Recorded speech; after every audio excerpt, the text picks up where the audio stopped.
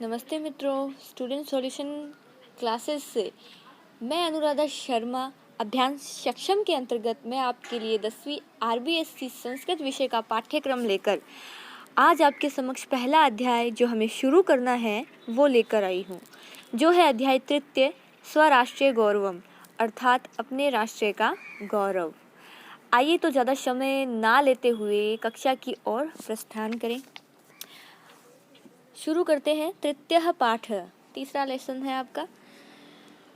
पहले हम गद्य से शुरू करते हैं, उसके बाद श्लोकों की सप्रसंग व्याख्या करेंगे। तो गद्य भाग में आपके संस्कृत विषय में जो लिखा गया उसको शुरू करेंगे।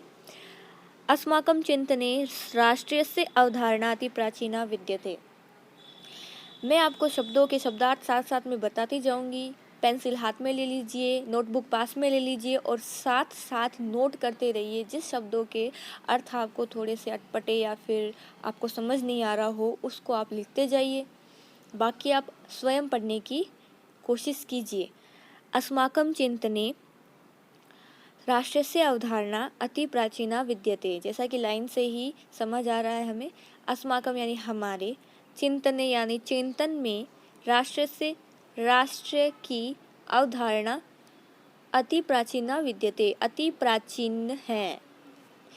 वेदेषु अपि इसको विच्छेद करते हैं। वेदेषु प्लस अपि, इसमें यन संधि होती है। वेदेषु अपि आराष्ट्रीय राजन्य यानी कि वेदों में आराष्ट्रीय राजन्य जो कि यजुर्वेद में है। वयम राष्ट्रीय जाग्र्याम जो कि यजुर्वेद में है। अहम राष्ट्रीय संगमनि वसुनाम जो कि ऋग्वेद में है। ये पंक्तियां हैं जो यजुर्वेद और ऋग्वेद में पाई गई हैं। इत्यासु बहुषु मंत्रेषु राष्ट्रीय शब्दस्य प्रयोगेन एतत् स्पष्टम अस्ति। मतलब इत्यादिषु यानी कि इत्यादि, बहुषु मंत्रेषु यानी बहुत से मंत्रों में, राष्ट्रीय शब्द के प्रयोगेन यानी प्रयोग से, एतत् स्पष्टम अस्ति यह स्पष्ट है। अब इसमें क्या है कि ये जो मतलब आपको ये है ना कि मतलब हिंदी में जैसे होता है में, के यानी वेदों में जैसे आ गया, चिंतन में जैसे आ गया, ये आपको कैसे पता चलेगा? जैसे आप शब्द रूप याद करते हैं ना, कारक याद है आपको? कर्ता ने कर्म को करण से के द्वारा संप्रदान के लिए, इनमें जो ये विभक्तियां हैं जो जिनके लिए यूज होती है ना, आप उसको माइंड में रखिए, आप उसको दिमाग में रखिए, आप उसको साथ साथ याद रखिए। जैसे अब ये आया ना, जैसे अस्माकम चिंतने यानी चिंतन में, चिंतने क्यों आया? अब कर्ता ने कर्म को करण से के द्वारा संप्रदान के लिए, अपादान से अलग होना, ठीक है। उसके बाद आता है ना संप्रदान, यानी कि ये सप्तमी विभक्ति है। इससे हम ये पता कर सकते हैं, तो हमें पता चल जाता है कि इसमें में आएगा या के आएगा, ये शब्द किसके लिए यूज़ किया गया है। तो ये आपको याद रखना बहुत अनिवार्य है। अब आगे बढ़ते हैं हम, तो कहाँ थे? अस्मदीय राष्ट्रीय संबंधिनी, अस्मदीय यानी कि हमारी, अस्मदीय ये आकारांत है, शब्द रूप है, आकारांत है। अस्मदीय यानी हमारी, राष्ट्रीय संबंधिनी यानी कि राष्ट्रीय संबंधी, अवधारणा अर्वाचीना, जो अवधारणा है, अर्वाचीना यानी कि नवीन, अति प्राचीना यानी पुराना, अर्वाचीना नवीन है। पश्चिमाश्चगता और यह पश्चिम से आई है। इति ये मन्यते ऐसा कहा जाता है या ऐसा माना जाता है। ते वस्तुतः भ्रांता संति, वे वास्तव में भ्रांतियां हैं, भ्रमित करने वाले वाक्य हैं, भ्रांतियां हैं।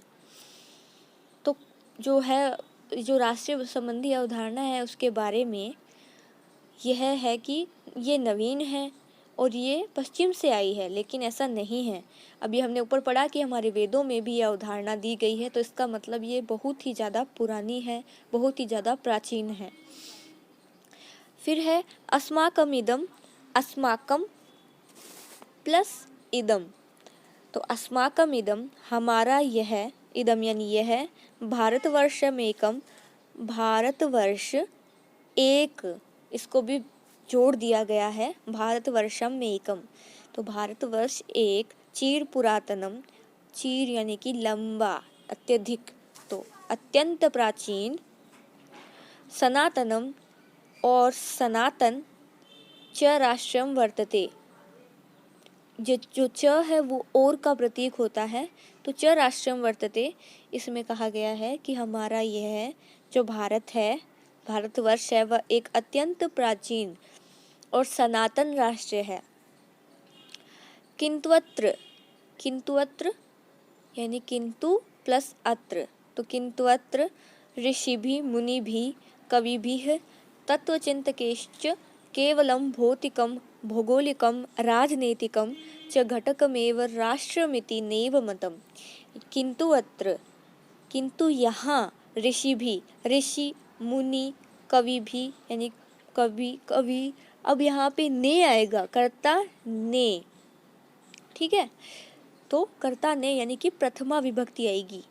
ऋषि भी, मुनि भी, कवि भी, अब कर्ता में भी, कर्ता ने में भी कौन सी विभक्ति आएगी, ये आएगी तृतीया, कर्ता प्रथमा विभक्ति बहुवचन, क्योंकि बहुत सारे ऋषि, बहुत सारे मुनि, तो अगर बहुवचन का इस्तेमाल कर रहे हैं तो कर प्रथमा विभक्ति होगी और बहुवचन जो वाक्य होगा, यानी तीन होते हैं ना, एक वचन, द्विवचन और बहुवचन। जो बहुवचन है वो वाक्य होगा, वो शब्द होगा और प्रथमा विभक्ति चलेगी।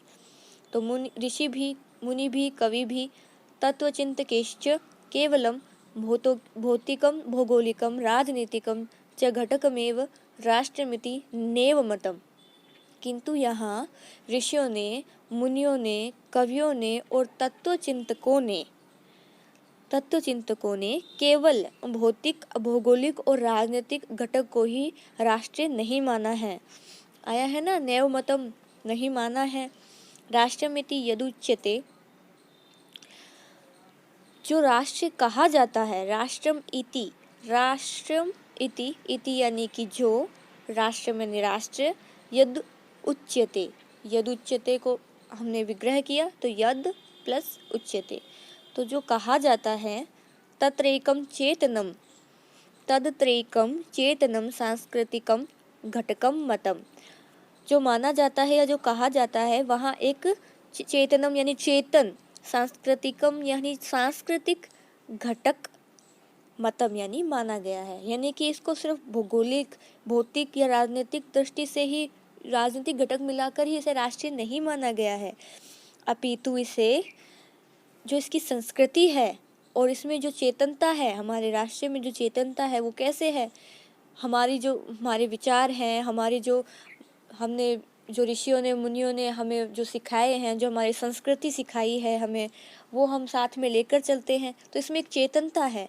तो हमने अपनी संस्कृतियों को, हमने अपनी चेतनता को जिंदा रखा है, उस, ये जो दो घटक है, इसकी वजह से ये एक राष्ट्र है, इसलिए हम इसे एक राष्ट्र कहते हैं। वयम इदम राष्ट्र देवम मन्यावहे, वयम यानी कि हम, वयम इदम, इदम यानी कि इसे, हम इसे, राष्ट्र देवम यानी राष्ट्र देवता, मन्यामहे मानते हैं, एतद वै भारतस्माकम, एतद यानी कि निश्चय, वै यानी कि ही, यह, भारतस्माकम यानी कि हमारा भारत, दृष्टो न कश्चित, हमारी दृष्टि में, कश्चित यानी कि कोई, मृत पिंडो वा भूखंडो वा विद्यते अपितु मातृभूमिरस्ति।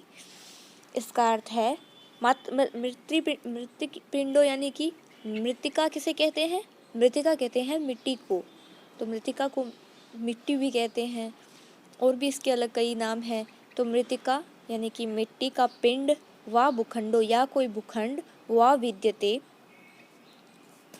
अथवा, मतलब ये जो है वो ना तो कोई मृतिका का पिंड है, ना कोई भूखंड है, अभितु मातृभूमि रस्ती, मातृभूमि है, यह हमारी मातृभूमि है, ये कोई मिट्टी का पिंड या भूखंड नहीं है, ये हमारी मातृभूमि है। यथा किलोक्तम अथर्ववेदे, यानी कि यथा यानी कि अपितु, या फिर जैसा कि, किलोक्तम अथर्ववेदे, अथर्ववेद में भी कहा गया है। किल प्लस उक्त प्लस अथर्ववेदे हो गया इसका विच्छेद। किलोक्तम अथर्ववेदे, अथर्ववेद में भी कहा गया है। माता भूमि है पुत्रो अहम पृथ्व्या, ये माता ये भूमि मेरी माता है और ये पृथ्वी, ये जो पृथ्वी है वह मेरी माता है। ये भूमि ये पृथ्वी जो है वह मेरी माता है और मैं इसका पुत्र हूँ। तो ये जो वाक्य है वो अथर्ववेद में भी कहा गया है। ऋग्वेदे अपि कथितम अस्ति, और जो ऋग्वेद है उसमें भी कथितम यानी कि कहा गया है। अगर आपको आ जाए कि किलोक्त मीन्स भी या किलोक्त का अर्थ भी यही होता है, और जो ऋग्वेद कथितम अस्ति, कथित का अर्थ भी यही होता है यानी कि कहा गया। तो पृथ्वी माता द्योर में पिता, अब इसमें क्या है, पृथ्वी मेरी माता है, द्योर में पिता। द्यू किसे कहा जाता है, द्यू आकाश को कहा जाता है। तो द्यू आकाश को कहा जाता है, द्यूम आकाश का जो पर्यायवाची है संस्कृत में वो द्यूम होता है। द्योर में पिता, तो पृथ्वी मेरी माता है और जो आकाश है वो मेरे पिता है, ये ऋग्वेद में उक्त है। अब इसके अगला देखते हैं। मातृभूमि ही पितृभूमि ही पुण्य भूमि ही धर्म भूमि ही कर्म भूमि ही देव भूमिश्च। इसमें है कि यह नहीं, मातृभूमि, पितृभूमि, पुण्य भूमि, धर्म भूमि, कर्म भूमि और देव भूमि इत्येवं विविधे, इत्यादि विविध यानी विविध, रूपे तास्ति, रूपों से, विविध रूपों से, भुवन मन मोहिनी इयम अस्माकं भारत माता, इतने विविध रूपों से यह संसार के मन को मोहित करने वाली यह हमारी भारत माता है। तो मातृभूमि, पितृभूमि, पुण्य भूमि, धर्म भूमि, कर्म भूमिश्च और देव भूमि इत्यादि विविध रूपे, इन विविध रूपों में भुवन मन मोहिनी, हमारे भुवन यानी कि संसार, मनमोहिनी यानी कि मन को मोहित करने वाली, इयम अस्माकम यह हमारी भारत माता है। राष्ट्र संबंधीन, राष्ट्र से संबंधित, राष्ट्रीयता संबंधिनः, राष्ट्रीयता से संबंधित, राष्ट्रीय गौरव संबंधिनः, राष्ट्र के गौरव से संबंधित, राष्ट्रभक्ति संबंधिनश्च और राष्ट्रभक्ति से संबंधित। केचन श्लोका, कुछ श्लोक, केचन यानी कि कुछ, श्लोकाः श्लोक अस्मिन् पाठे संकलिता सन्ति, इस पाठ में संकलित हैं। अब इसके अंदर इसमें कहा गया है कि इस पाठ में कुछ श्लोक जो राष्ट्र से संबंधित हैं, राष्ट्रीयता से संबंधित हैं, राष्ट्रीय गौरव से संबंधित हैं और राष्ट्र भक्ति से संबंधित हैं। ऐसे कुछ श्लोक इस पाठ में संकलित हैं या दिए गए हैं। ये हो गया आपका जो आज का लेसन हमें शुरू करना है उसका परिचय। अभी हमने गद्य भाग पढ़ा है, आगे हम इसके पद्य पढ़ेंगे और इसके जितने भी श्लोक हैं उनकी सप्रसंग व्याख्या और साथ साथ में इसके जो व्याकरण के कार्य हैं वो भी हम साथ साथ में पूर्ण करते चलेंगे।